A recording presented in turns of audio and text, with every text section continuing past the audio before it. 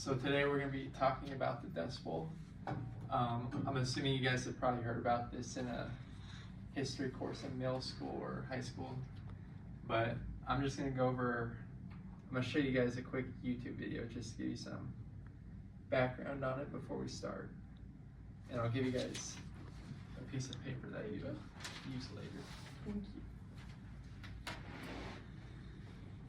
you. And it should be about 4 minutes.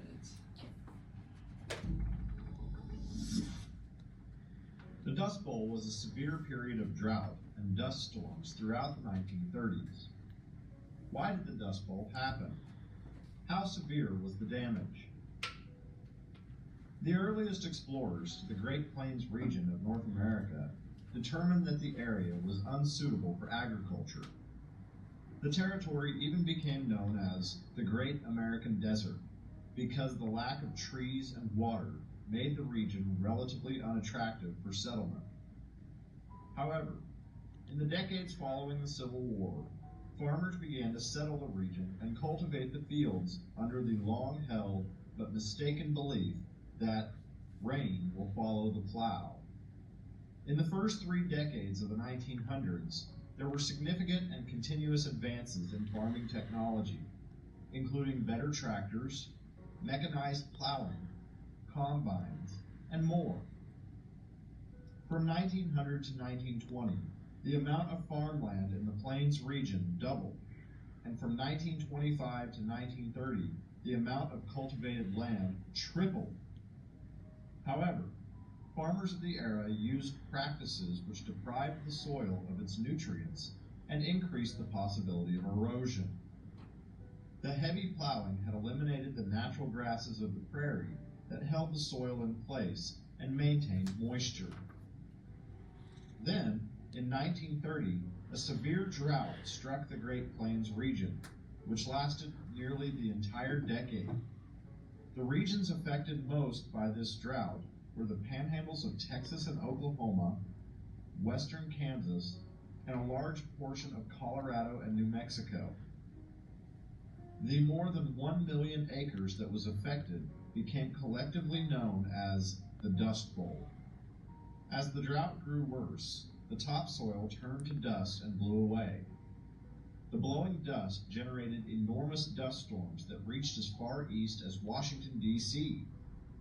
The dust storms became known as black blizzards. During the decade of the 1930s, the Dust Bowl region received anywhere from 15 to 25% less precipitation than normal. For a region that only sees about 20 inches of rain a year, this means that some areas were receiving as little as 15 inches of rain in 1 year. In some years, even less than that. As the decade wore on and the severity of the Dust Bowl increased, efforts were made to correct the conditions. The Civilian Conservation Corps planted more than 200 million trees from Texas to Canada in an attempt to block the wind and hold the soil in place. Farmers were also instructed in soil conservation techniques such as crop rotation, contour plowing, and terracing.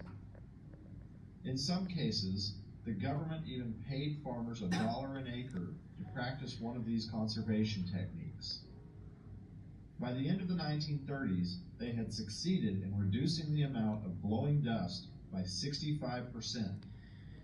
By the time rainfall returned to normal levels, nearly 75% of the topsoil had been blown away in some areas. It would be years before the region recovered completely.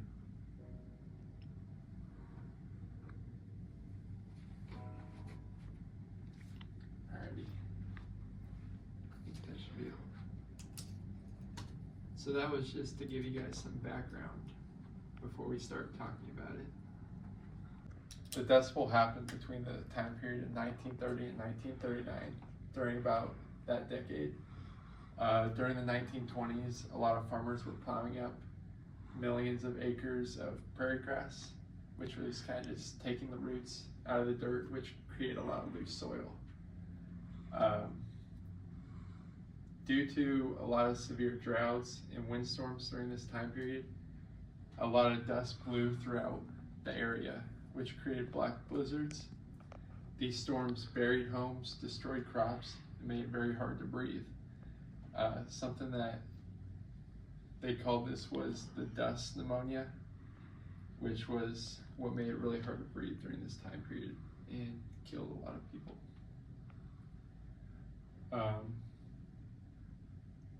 This took place during the Great Depression when the economy was struggling, and many Americans depended on farming for survival during this time period.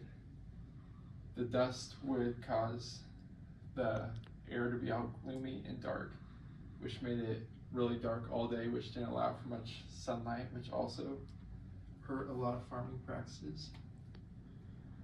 The Dust Bowl took place in northern Texas and kind of southern Kansas and Colorado, with the little areas in New Mexico and Oklahoma. Really, this red area right here was what got affected the most. And Nebraska got affected a little bit, but we didn't get the bad stuff.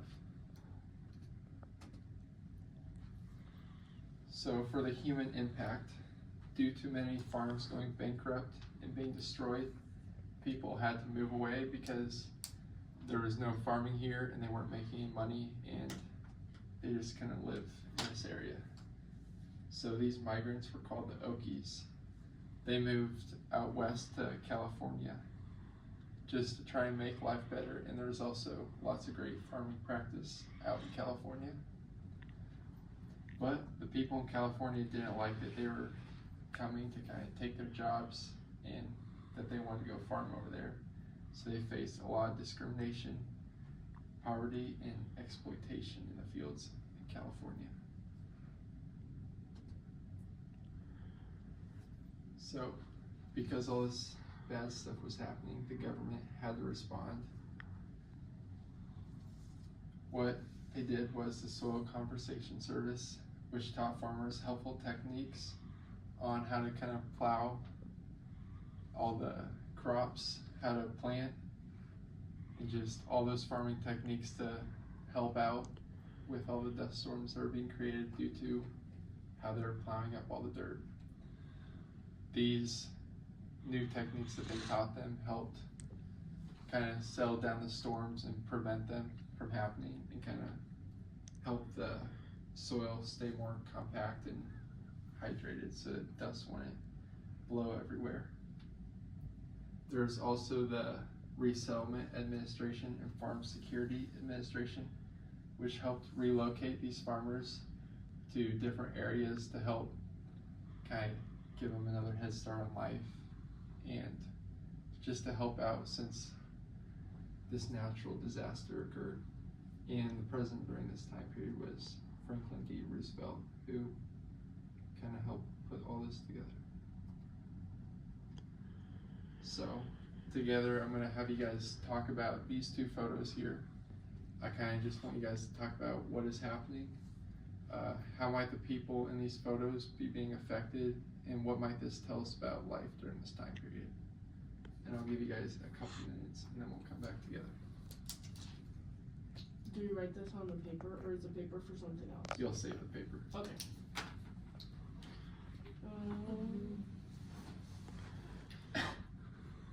First picture looks like just a sad family, that homeless, poor.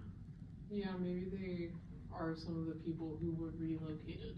Yeah, it's California. Yeah. The second photo just kind of looks like an abandoned town. Yeah, it looks like the dust is piled out. Yeah, like it's covering everything. It kind of looks like sand dunes. Mm-hmm. Yeah. Everything looks dead. Yeah, it does. It looks sad.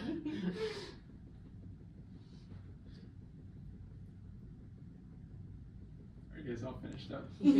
Alright. So in the first photo, what did we think was happening? Or was it look like occurred? We think that maybe it's people who were relocated, like they're homeless or their home was destroyed. Mm-hmm. That's what I thought too. It looked like people that were migrating out to California and they kind of needed shelter to protect themselves from the dust storms and everything that had happened. What might this photo represent about life during this time period? Thought it was tough. Yeah. It's hard. Mhm. And, just, it kind of reminds me a lot of like what you imagine when you think of the Great Depression. Uh-huh. Like that's kind of what it reminds me of. Yeah. And for the second photo, what did we think looked like was happening in this photo? Kind of looks like it's a town that's being buried by dust. That photo really surprised me when I first saw it. Yeah. I didn't know how bad it really was till I saw the photos for the first time. Yeah. And what do we think? How are the people, how are they affected? They can't grow anything because it's all just loose dry dirt. Yeah, they can't. Yeah, and like their houses are being buried. Yeah, I was gonna say it's ruining their. I mean, their way to eat, their way to make money, their basically their way to live. So. Kind of just completely ruined life. Yeah. Yeah. Something else that people would do to kind of help keep dust out of their houses, where they like take their bed sheets and towels and they like make them wet and then they hang them over the windows and doors to try and keep dust out. Alright. Next we're gonna do a reflection writing. So you guys are gonna pretend like, say you have a family member in Virginia during this time period. You're gonna kind of be talking about what's happening in the area that you're living in, kind of how you're feeling and what you're experiencing. And then maybe tell them what your family's planning on doing to try and help improve life. I'll give you guys like 5 minutes. Okay. And we'll come back together. It's okay.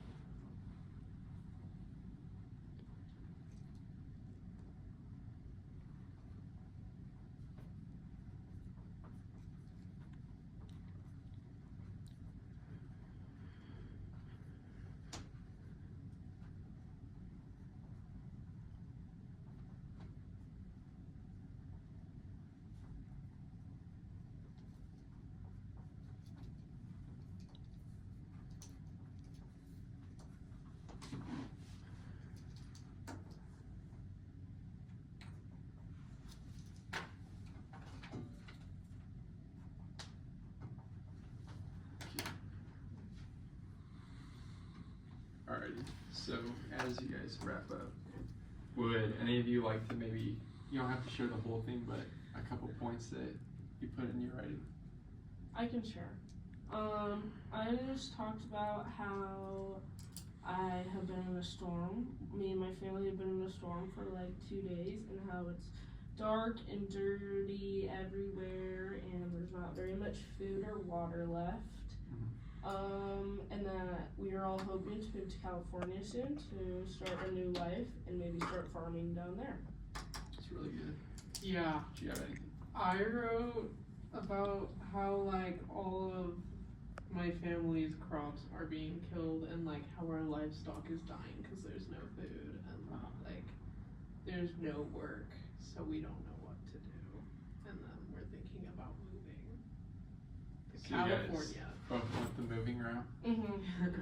We didn't stick it out. I want to do that. Alright, I'll have you guys open up your computers quick. Thank you. So, we won't have time to do this, but I just wanted to show you guys this. So if you go to the website Mission US,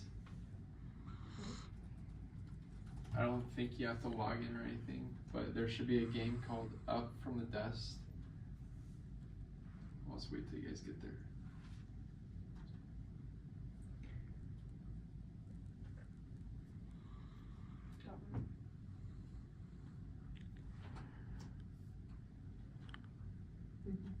You got there? Alrighty. So, in the game Up from the Dust, you guys kind of role play as two twins living on a farm during the Dust Bowl. And it kind of just simulates you through like living through their eyes. And every decision that you make kind of has almost a consequence and a positive benefit to helping out life. It just kind of puts you in their shoes and kind of helps you envision as if you're living during that time period, because it can be kind of hard just talking about it and kind of being able to kind of connect to it emotionally from our point of view, just because we have no idea what life was like back then. So kind of by playing this game, it helps you kind of connect emotionally and almost kind of make you feel like you're living during that time period and just getting to experience everything that they went through and the decisions they had to make and kind of how hard they really had it. But if you guys want, you can play that on your own time. And that's all I got.